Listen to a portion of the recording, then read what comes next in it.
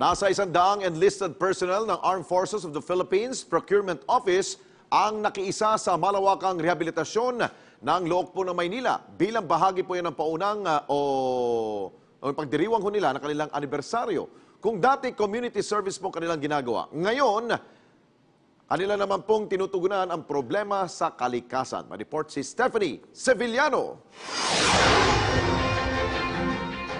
Matapos mabuo ang Procurement Service Center ng Armed Forces of the Philippines, 14 na taon nang nagsisilbi dito si Rowena bilang isang civilian employee. Ngunit mula 2005, ngayon pa lang siya nakasama sa cleanup drive sa Manila Bay. If we only knew na ganito kadami ang basura, dapat sana noon pa nag-umpisa kami nito. So fulfilling siya in the sense na at least maski a little bit, we were able to help the environment man. Si Dayan naman, isa sa pinakabagong empleyado na mag-iisang taon pa lang, masaya rin sa pagsama sa cleanup drive. Sarap sa pakiramdam na nakakatulong sa community. Kasi bago pa lang ako, first time kong nag-community service, so parang challenging sa akin. Ang coastal cleanup na ito ng AFP Procurement Service Center ay bahagi ng pre-anniversary activity sa kanilang ika-14 na taon. 100 opisyal at empleyado nila ang nakiisa rito. Itong coastal cleanup was conceived and recommended by my staff to do instead of the regular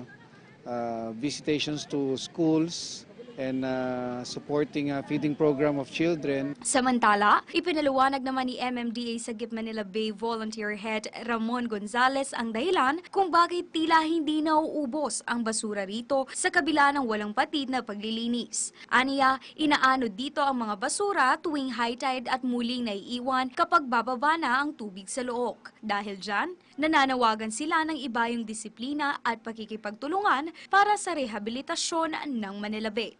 Stephanie Sevillano para sa Bayan.